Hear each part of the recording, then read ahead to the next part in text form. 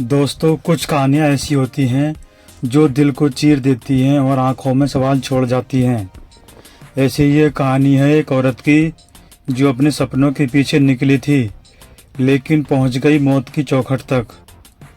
उसका नाम है निमिषा प्रिया। एक माँ, एक नर्स और आज यमन की जेल में एक कैदी। केरल की एक सीधी सादी लड़की जिसने बचपन में ठान लिया था कि कुछ बड़ा करना है।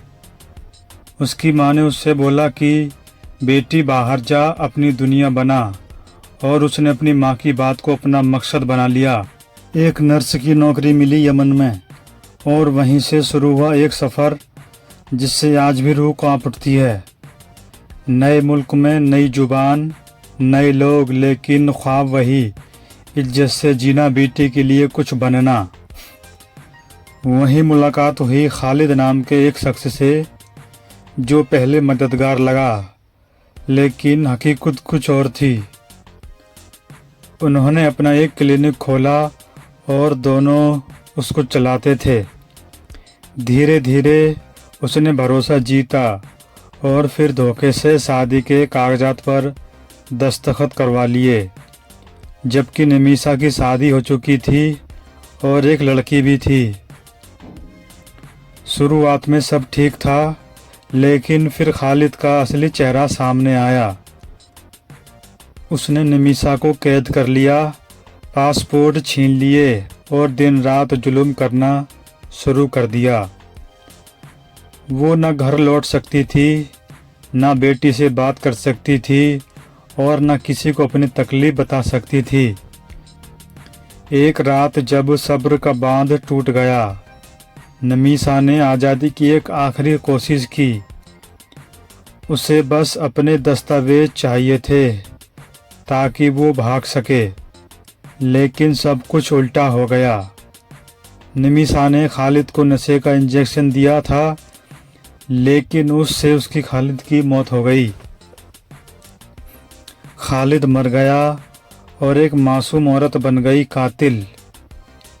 पुलिस आई, तलाश हुई और फिर दुनिया को पता चला एक भयानक सच्चाई का।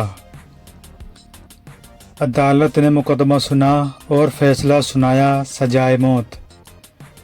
एक औरत जो खुद को बचा रही थी, अब अपने ही खिलाफ गवाह बन गई। भारत में हड़कंप मच गया। किसी ने कहा ये कातिल है, किसी ने कहा ये मजबूरी थी। तो सोशल मीडिया पर इसका एक तूफान चला, #सेव निमिषा प्रिया। हजारों लोगों ने कहा उसे जिंदा रहना चाहिए उसकी बेटी के लिए।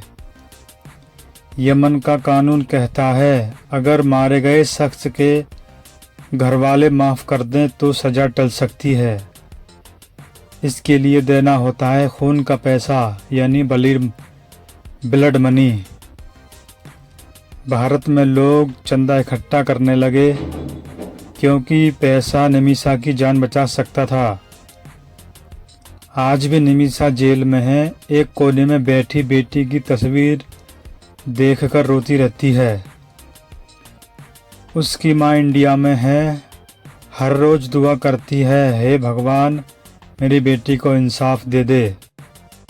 एक औरत होना आसान नहीं, लेकिन इंसाफ से वंचित रह जाना सबसे बड़ा दर्द है। क्या निमिषा को दूसरा मौका मिलना चाहिए? क्या इंसाफ का मतलब सिर्फ कानून है या फिर इंसानियत भी? अगर आपको लगता है कि वो गुनाहगार नहीं, मजबूर थी, तो इस वीडियो को शेयर कीजिए, क्योंकि शायद आपकी आवाज़ ही उसकी ज़िंदगी बदल दे।